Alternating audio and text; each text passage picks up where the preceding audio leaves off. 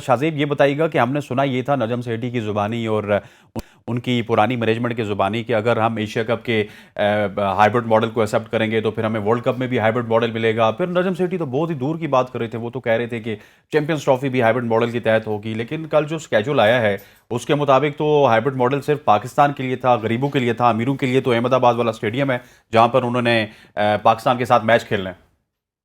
आपने सेठी साहब की आखिरी प्रेस कॉन्फ्रेंस नहीं सुनी थी? उसमें वो किस तरीके से बात कर रहे थे। हाँ, उनसे जीत। काफी दफा उनसे ये सवाल हुआ और बार बार वो कह रहे थे कि हमें कोई एतराज नहीं अहमदाबाद पे खेलने में, लेकिन हम हुकूमत से पूछेंगे। बार बार वो ये कह रहे थे कि हमें कोई एतराज नहीं भारत जाने में, मगर हम हुकूमत से पूछेंगे। और बात ये है कि कौन सी हुकूमत से आप पूछेंगे, अभी वाली जो हुकूमत है या उस वक्त जो आप हुकूमत बनाएंगे, केयर टेकर गवर्नमेंट जो आएगी, उससे आप पूछेंगे। सेठी साहब को तो खुद पता था कि शायद उनको जाना पड़ जाए, इसीलिए वो ये सारा काम कर रहे थे, वो इस तरीके की बातें कर रहे थे। देखिए, बात सीधी-सी है, जब तक आपके कोई इदारे का सरबराह नहीं होगा ना, इस वक्त अगर बात करें तो पीसीबी में केयर टेकर सेटअप है, तो पीसीबी में इस वक्त कोई हेड ही नहीं है जो पीसीबी को चलाए। तो पाकिस्तान का केस जाके आईसीसी में कौन प्रेजेंट करेगा, कौन आईसीसी से बात करेगा? नजम सेठी ने उनसे हाइब्रिड मॉडल की बात की थी। आईसीसी का जवाब तो ये आ सकता है ना कि भाई नजम सेठी तो अब खुद मौजूद नहीं है, आगे जका साहब आ रहे थे, जका साहब को वेलकम करने की राणा तैयारी साहब की हैं जा ना, रही थी। शाज़ेब भाई, राणा साहब अब हैं। जो है वो राणा साहब आ रहे हैं, तो इन मामलात में कैसे पाकिस्तान को हाइब्रिड मॉडल दिया जाएगा? दूसरी बात ये कि ये लॉजिस्टिक के मसाइल, टैक्स के मसाइल, एक्सपेंस के मसाइल, ये सारी चीजें बात की होती हैं। पहली बात ये होती है कि आप कितनी लॉबिंग कर सकते हो, कितनी डिप्लोमेसी कर सकते हो। आईसीसी मीटिंग में जब आप जाते हो, आप अपने लिए वहां से क्या ला सकते हो? हम्म। तो आपका जब वही क्लियर नहीं है कि कौन बंदा जाएगा, कौन वहां पर जाके बात करेगा, तो आप क्या डिप्लोमेसी करोगे? आप क्या लॉबिंग करोगे? सबसे पहले तो अपनी डिप्लोमेसी से, अपनी लॉबिंग से आपने कन्वे करना होता है बाकी बोर्ड्स को, आईसीसी को। इवन भारत आपकी बात नहीं सुन रहा, लेकिन एटलीस्ट आपने एक स्ट्रांग पॉइंट तो वहां पे पेश करना होता है, जिसको जवाब बना के फिर आगे आप जाके अपनी डिमांड करेंगे। ठीक।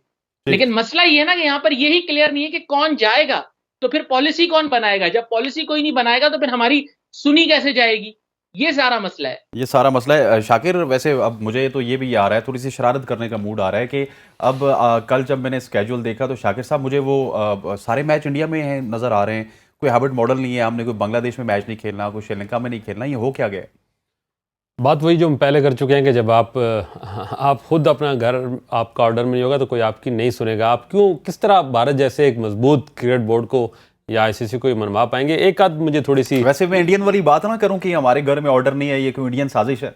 ये बहरहाल मुझे एक थोड़ी सी उसमें बहरहाल मुझे एक पॉजिटिविटी ये लगी है, शायद पाकिस्तान की वो बात मानी गई है कि हम बम्बई में नहीं खेलेंगे, और अगर सेमीफाइनल में से एक बम्बई में अगर पाकिस्तान की टीम सेमीफाइनल में पहुंचती है और इंशाल्लाह पहुंचेगी, तो वो मैच फिर पाकिस्तान का बम्बई में नहीं होगा, वो दूसरे मतलब वेन्यू कि पे आपके होगा। नज़दीक हम खेल रहे हैं जाके इंडिया में? हम इंडिया में खेल रहे हैं, और मेरा ख्याल है जब हम जा रहे हैं, एक फैसला हो चुका है उसमें जाना है, तो हमें चेरी पिकिंग नहीं करनी चाहिए। हमें जो भी वेन्यूज़ मिल रहे हैं, जो बहुत ज़्यादा कंसर्न है कहीं अगर वहाँ इशू है तो होना चाहिए। मेरे ख्याल में 15 तारीख को पाकिस्तान और इंडिया का मैच है, बाबर आजम की बर्थडे भी है, और शायद बाबर आजम को कौम को अपने बर्थडे का मौका और तोहफा अच्छा दे दें, और सबसे बड़े स्टेडियम में, नरेंद्र मोदी के नाम से बने स्टेडियम, अगर पाकिस्तान इंडिया को हरा लेता है तो शायद हमें वर्ल्ड कप की कोई परवाह नहीं होगी उसमें कि कौन जीता कौन आ रहा, वही हमारा वर्ल्ड कप होगा। तो अब जब हमने फैसला कर लिया और हमें लग भी रहा है कि हमारी नहीं सुनी जाएगी, हमें जाना पड़ेगा, या तो हम फैसला कर लेंगे हमने नहीं जाना, भारत नहीं आया जी, हमने वर्ल्ड कप नहीं खेलना, दैट सेंड। जब हम जा रहे हैं तो मैं ख्याल हमें चेरी पिकिंग के बजाय हमें जो एक स्केड्यूल आ रहा है, बहुत जहाँ कंसर्न है, जिस तरह उन्होंने सेमीफाइनल के हवाले से हमारी जो एक दरख्वास्त थी मान ली कि अगर पाकिस्तान सेमीफाइनल पहुंचता है तो बम्बई में नहीं खेलेगा, दूसरे वेन्यू पे खेलेगा। पाकिस्तान भारत का अगर सेमीफाइनल पड़ता है तब भी वो दूसरे वेन्यू पे होगा, तो इट्स ओके, क्योंकि बम्बई की तारीख को ज़्यादा अच्छी नहीं है, पिच उखाड़ देना, वो जो एक बाल ठाकरे की वाक़यात वहाँ हैं, उनसे ज़रूर पाकिस्तान को सिक्योरिटी कंसर्न है। लेकिन अब हमें वहाँ जाना है तो हमें फ़ैसला कर चुके हैं, हमने जाना है तो जाना है। तो जिन वेन्यूज़ में हमें खेलना है, हमारी प्रपोजल थी चेन्नई, बेंगलोर और तीसरी थी चेन्नई, बेंगलोर और कोलकाता। तो वो 3 मैचेस हमें दिए गए हैं, बाकी 2 मैचेस अहमदाबाद और फिर एक हैदराबाद में भी है। तो अहमदाबाद वाले से भी कोई इशू नहीं है, तो मुंबई में मैच नहीं है। बाकी हमें, मेरा ख्याल है अब फैसला हो चुका है ना। देखें, आपको उसूली फैसला करना है, या तो हमने नहीं जाना, दैट्स इट, नहीं जाए जी, भारत नहीं आया, हम नहीं जा रहे, ख़त्म करें।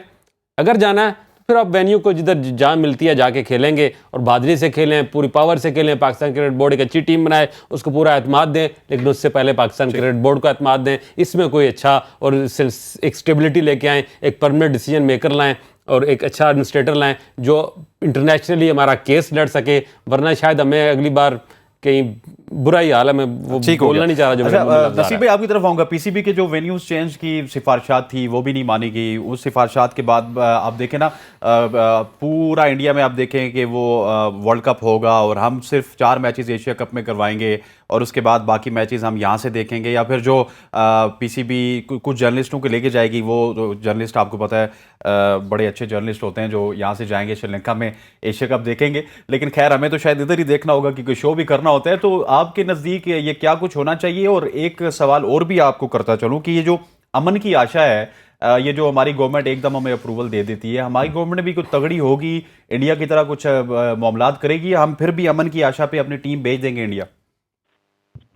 देखिए, मैं तो सिंपल सी बात ये कहूंगा कि इंडिया के जहां मैचेस पे इतनी ज्यादा बातें की जा रही हैं कि यहाँ नहीं खेलना, यहाँ नहीं खेलना, अरे भाई जहां पर भी मैच होता है वहां जाके खेलो। आप कोई ये सोचो ही नहीं कि कहाँ पे मैच हो रहा है। आप ये समझ रहे हैं कि मद्रास की पिच बहुत टर्न लेगी तो वहां पे अफगानिस्तान से मुश्किल होगी।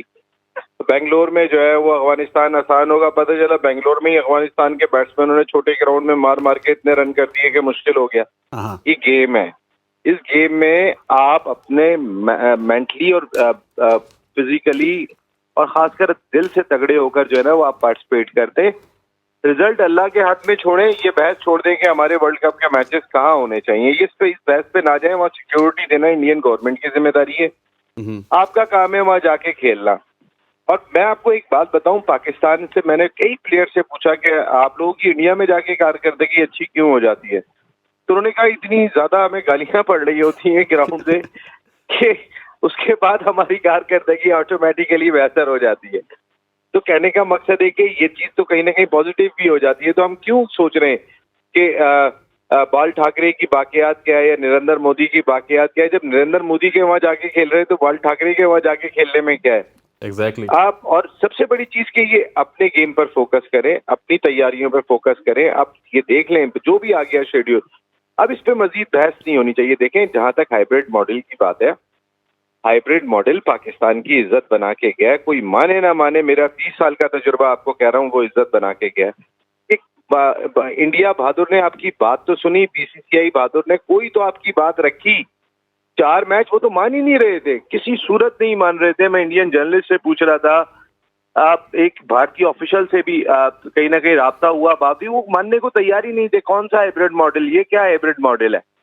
तो उसमें हमारी रिस्पेक्ट रही कि चलो एशिया कप वो हमारी मेजबानी थी। हम शायद इस जंगल के कानून में जो भारतीय क्रिकेट बोर्ड चलाता है, आईसीसी उसके साथ मिलके चलाता है, हमने अगर इतना भी हासिल कर लिया कि अपने मुल्क के इवेंट के लिए हमने अपनी बात रख ली कि 4 मैच हो रहे हैं, उसमें हमारा कोई इंटरेस्ट नहीं है। नेपाल पाकिस्तान के मैच में क्या इंटरेस्ट है, जो सबसे इंटरेस्टिंग मैच होगा उन 4 में से, कोई इंटरेस्ट नहीं है। लेकिन क्या है कि हमारी बात रखी गई। इस बात का एहसास भी बहुत बड़ा होता है कि हमारी बात रखी गई। ज़का शरीफ साहब ने अभी चार्ट संभाला ही नहीं था, उन्होंने हाइब्रिड मॉडल को नहीं मानता। कहने का मकसद है आप एक मर्तबा कुर्सी पे तो जाके बैठते, आप जाके बैठ के देखते तो सही, स्टडी तो करते कि ये मामला हैं क्या। भाई अंदर सिर्फ हाइब्रिड मॉडल तो एक सामने दिखाई दे रहा है। हमें ये दिखाई दिया अब तक हाइब्रिड मॉडल के तहत कि 4 मैचेस खेले जाएंगे जो है वो पाकिस्तान में, लेकिन उसके पीछे क्या कहानी चल रही है। इंडिया में हाइब्रिड मॉडल पे क्या मामला था, आप जब देखें बहुत जल्दी नहीं की जाती। आप जब बैठ जाते, कुर्सी संभाल लेते, वहां बैठने के बाद तमाम चीजों की स्टडी करने के बाद फिर आप बॉस थे, आप फैसले करते। आप आने से पहले बता रहे हैं कि अच्छा मैं आ रहा हूँ ना, आप बताता हूँ मैं क्या क्या किया। मैं ये ना करें, ये लड़ाई ना लड़े, ना नजम सेठी साहब लड़े, ना ज़का शरीफ साहब, दोनों बहुत डिसेंट आदमी है, दोनों बहुत ही माशाल्लाह जबरदस्त इंसान है। इस लड़ाई के चक्कर में पाकिस्तान की क्रिकेट को ना पीछे, पाकिस्तान की क्रिकेट पीछे जाएगी। बहुत बहुत शुक्रिया।